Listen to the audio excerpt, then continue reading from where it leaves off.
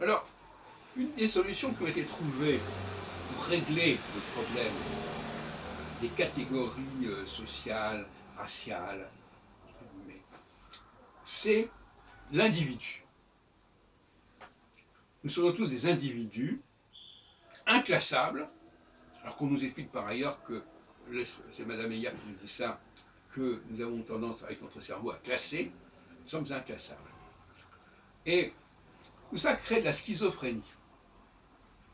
Parce que l'enfant, comme on dit d'ailleurs, il va percevoir des choses, il va classer les choses, et après on lui dit, mais non, ça n'a pas de sens, ça ne sert à rien. Ça n'est pas valable. Donc double contrainte, double discours, et ça c'est très fâcheux. C'est comme au niveau linguistique.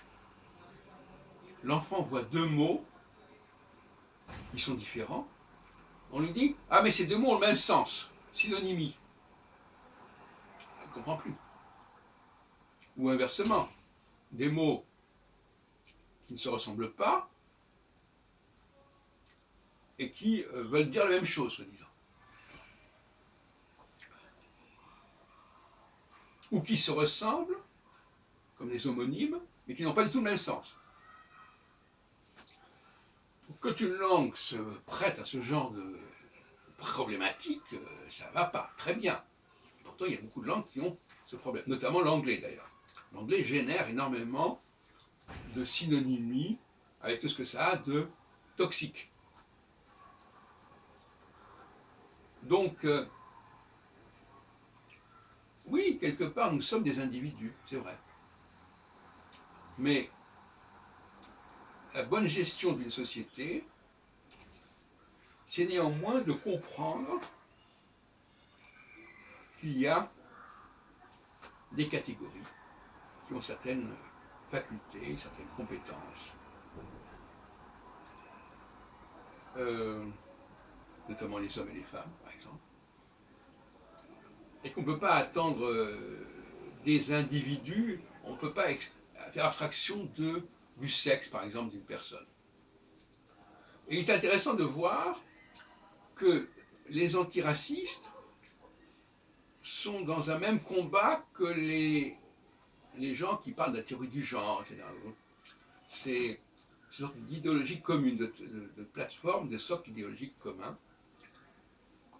Soyons des individus, nous sommes que des individus, ce qui veut dire qu'il n'y a rien à comprendre, on ne peut rien prévoir, on ne peut rien programmer. Il faut. Alors là, on est effectivement dans la posteriori. Alors là, on n'est plus dans les. Tout à l'heure, Madame Meyer, dans un autre exposé, disait que les causes n'étant pas.